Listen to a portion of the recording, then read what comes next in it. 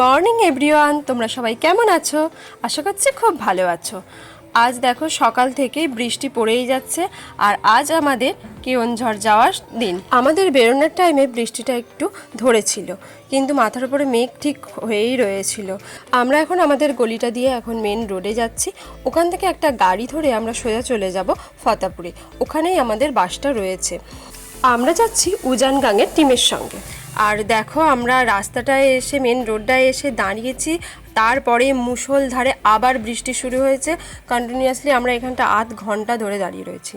বৃষ্টিটা একটু ধরলেই আমরা এখান থেকে বেরিয়ে যাব, কারণ গাড়ি ওয়েট করছে। কাকিমা কাকিমা ঘুগনি লাগবে, গরম গরম গরম গরম ঘুগনি ঘুগনি ঘুগনি ঘুগনি ঘুগনি ঘুগনি সব ব্যাগ উঠেছে তো, ঘুগনি আছে ঘুগনি আছে। আমরা অবশেষে গাড়িতে এসে পৌঁছালাম।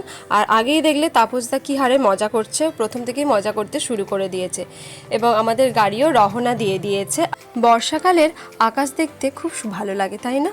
দেখো এই মাত্র বৃষ্টি হলো, আবার দেখো বৃষ্টি থেমে যাওয়ার পর আকাশটা কি দারুণ লাগছে, চোখ সরানোই যাচ্ছে না।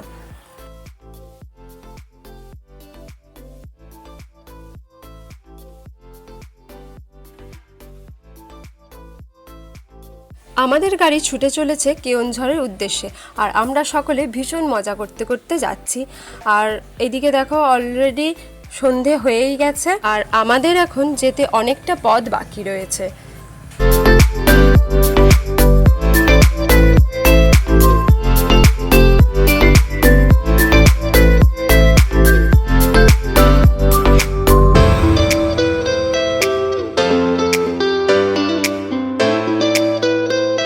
আমরা বেশ কিছুটা রাস্তা আসার পরে একটা সুন্দর জায়গা দেখে দাঁড়িয়েছিলাম একটা টোলের পরই।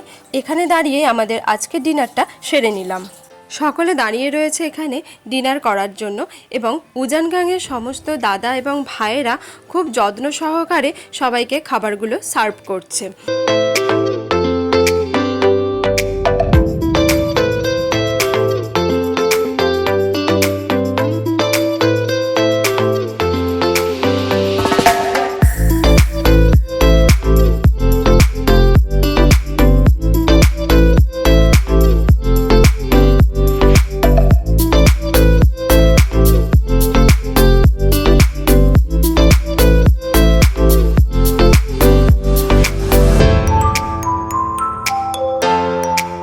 ডিনার সারার পর আমাদের গাড়ি আবার ছুটে চলল নিজের গতিতে কেওনঝড়ের উদ্দেশ্যে। বেশ কিছুটা রাস্তা যাওয়ার পর আমরা আবার বৃষ্টি পেয়েছিলাম এবং মুষলধারে বৃষ্টি হচ্ছিল। নানা রকম কারণে আমি তখন আর ভিডিওটা করে উঠতে পারিনি। আর আমাদের হোটেল ছিল হোটেল অজন্তা। আমরা যখন হোটেলে এসে পৌঁছালাম তখন প্রায় মাঝরাত, আর মুষলধারে বৃষ্টি হচ্ছে, তাই এই ভিডিওটা আমি পরেই করেছিলাম, হোটেলের ভিডিওটা। তবে হোটেলটা আমাদের বেশ ভালোই ছিল, বেশ সুন্দর, নিট অ্যান্ড ক্লিন। আমাদের রুম ছিল সেকেন্ড ফ্লোরে। আমরা এই দেখো, এটা আমাদের কাকিমাদের রুম ছিল, আর পাশেরটাই আমাদের রুম ছিল। আর হোটেল থেকে চারিদিকটা দেখা যাচ্ছে, আর ওই দূরে একটু পাহাড়ও দেখা যাচ্ছে। পরের দিন সকালে ঘুম ভাঙতেই আমি চলে এসেছিলাম ব্যালকনিতে। তারপর আমরা রেডি হয়ে বেরিয়ে পড়লাম বিভিন্ন ভিউ পয়েন্টের উদ্দেশ্যে।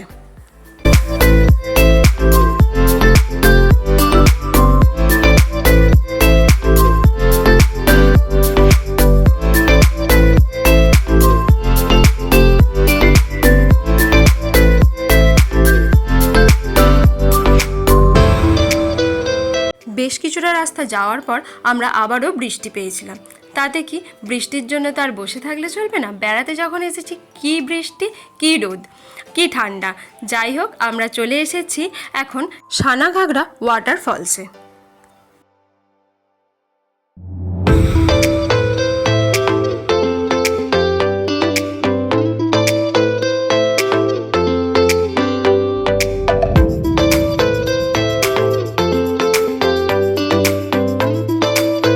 ছেলে আমার সবার আগে আগে মায়ের হাত ধরে মাকে টেনে টেনে নিয়ে চলে যাচ্ছে। তার একটাই কারণ, সে অনেকটা দূর থেকে তার একটা বোমভোলের মূর্তি দেখতে পেয়েছে। সে শিবের ভীষণভাবে ভক্ত।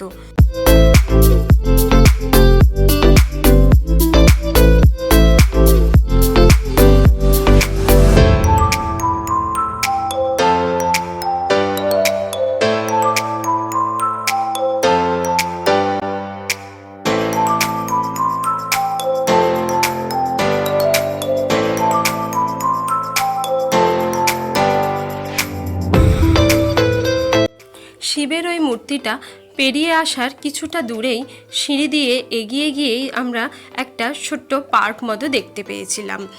এই সানাঘাগরা এরিয়াটা বেশ বড়, বাচ্চাদের জন্য একটা অ্যাপ্রোপ্রিয়েট জায়গা। ওই দূরে দেখো, আমি যদিও ওখানটা যাইনি তখন, একটা ডাইনোসর রয়েছে, ওখানটা আমার ছেলে গিয়ে ছবি তুলছিল মা, কাকিমা, কাকার সঙ্গে। আর আমরা তখন এই দিকটা আসছিলাম।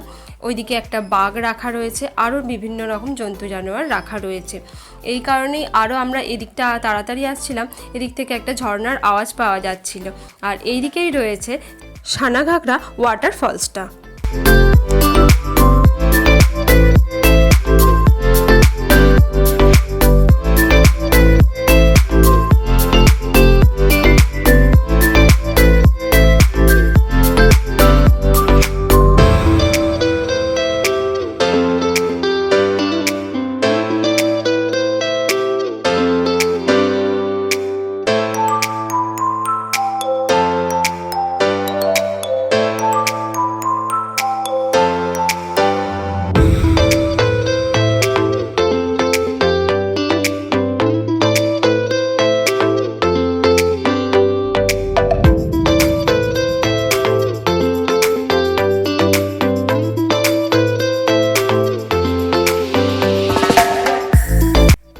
আমরা এসে গেছি সানাঘাগরা ওয়াটারফলসে। ওয়াও, কি দারুণ লাগছে ঝর্ণাটা। আর এই বর্ষাকালে এই সব জায়গায় আসলে ঝর্ণাটা দারুণ দেখতে লাগে। আর যদিও এখন প্রচণ্ড বৃষ্টি হচ্ছে, সেই কারণে ঝর্ণার জলটা লাল, কিন্তু এইখানে ঝর্ণার জলটা কিন্তু লাল না, বৃষ্টির কারণে লাল দেখাচ্ছে জলটা।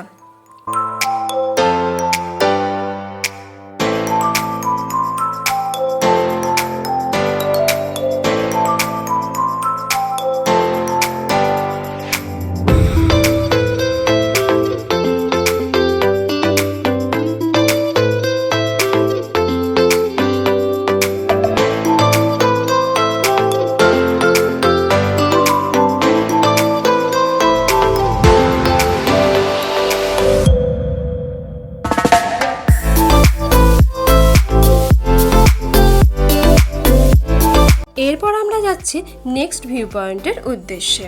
বর্ষার আকাশ সবসময় দেখতে সুন্দর হয়, কিন্তু পাহাড়ি জায়গায় বর্ষার আকাশটার অন্যরকম রূপ দেখা যায়। এখানে মেঘ আর পাহাড়ের খেলা চলতেই থাকে।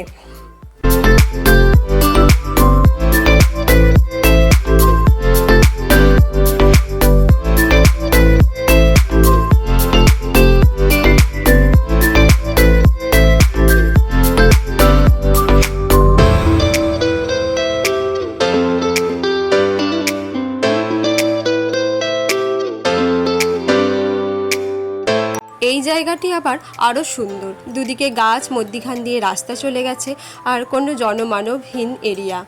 আমরা এইখানটাকেই বেছে নিয়েছিলাম আমাদের দুপুরের লাঞ্চটা করে নেওয়ার জন্যে। লাঞ্চ সেরে আমরা আবার রওনা দিয়ে দিলাম খণ্ডধারা ওয়াটারফলসের উদ্দেশ্যে।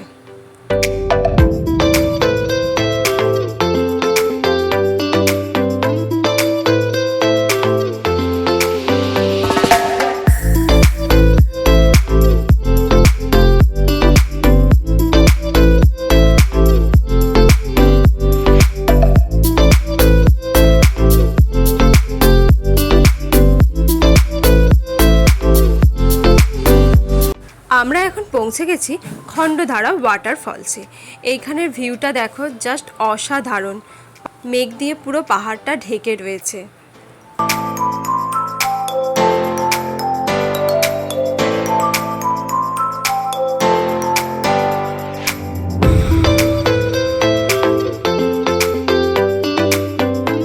বেশ অনেকগুলো সিঁড়ি ভেঙে ওঠার পরেই তবেই দেখা মিলল এই খণ্ডধারা ওয়াটারফলসের। কি দারুণ লাগছে দেখো, সেই কোন উঁচু থেকে পড়ছে ওয়াটারফলসটা।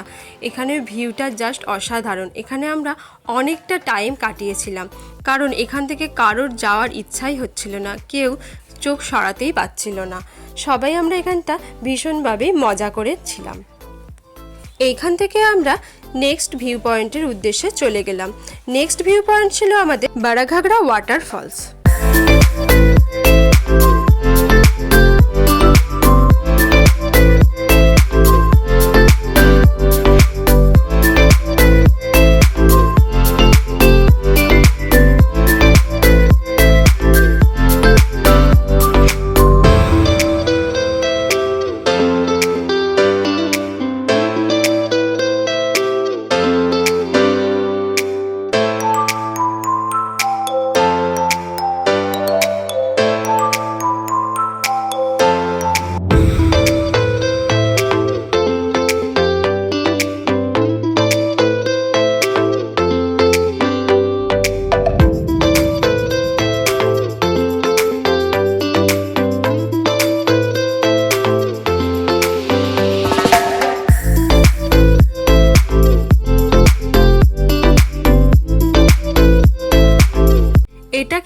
আমাদের ব্যাড লাক, তার কারণ অনেকেই বলেছিল বিকাল 5টার পর গেলে বারাঘাগড়া ওয়াটারফলস দেখা যায় না, আর আমরা কিন্তু 5টার পরেই এসেছিলাম, তাই এই ওয়াটারফলসটা আমাদের আর ঠিকঠাকভাবে দেখা হলো না।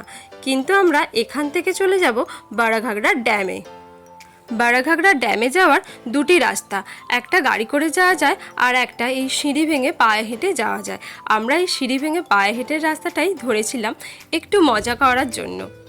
এখানের ভিউটাও খুব সুন্দর, একটু জঙ্গল জঙ্গল লাগছিল আর জঙ্গলের মধ্যে দিয়ে হাঁটতেও খুব ভালো লাগে।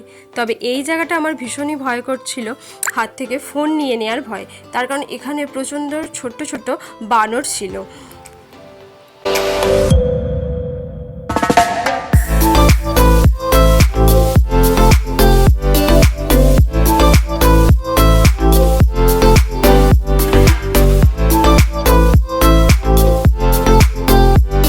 আর এই ড্যাম এরিয়াটা বেশ বড়, এখানে মনে হয় শীতকালে অনেকেই পিকনিক করতে আসে। এখানে চারিদিকে দেখো বড় বড় গাছ দিয়ে ঢাকা, আর পিকনিক স্পটের মতনই বিভিন্ন ছাউনি করা ঘরও রয়েছে। পিকনিক করার জন্য এটা একটা অ্যাপ্রোপ্রিয়েট জায়গা।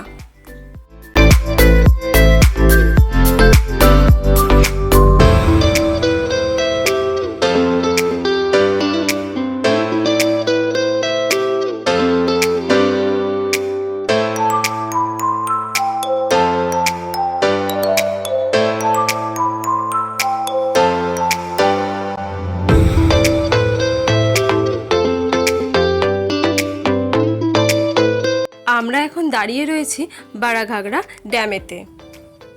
প্রচণ্ড হাওয়া চলছে আর প্রায় বিকাল গড়িয়ে সন্ধ্যের মুখটাতেই চলে এসেছিলাম আমরা এখানে, কিন্তু এখানে আরও আগে আসলে মনে হয় খুবই ভালো হতো।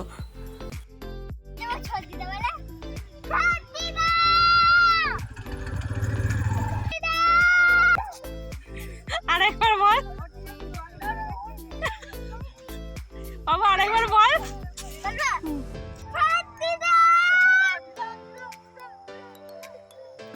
এই জায়গাটা আমরা ভীষণভাবে মজা করেছিলাম। সত্যিকারে কিন্তু এই জায়গাটাতে ইকো হচ্ছিল, সেই কারণে আমার ছেলে বারবার এটা ওটা বলছিল, কিন্তু ওর তো বদমাইশ সব মামাগুলো ছিল, ওকে তো কিছু করতেই দিচ্ছে না, আর ভীষণভাবে নানা রকমভাবে সাউন্ডও আসছিল, তাই ইকোটা হচ্ছিল না। আমাদের আজকের মতো ভিউ পয়েন্টগুলো ঘোরা শেষ। আমরা এখন চলেছি হোটেলের উদ্দেশ্যে। আরও অন্যান্য ভিউ রয়েছে যেগুলো আমরা ঘুরে দেখব কালকে। আজকের মতো ভিডিও এইটুকানি। যদি আমার ভিডিও ভালো লেগে থাকে প্লিজ সকলে আমার সঙ্গে থাকবেন। দেখা হচ্ছে নেক্সট ভিডিওতে। আজকের মতো টাটা।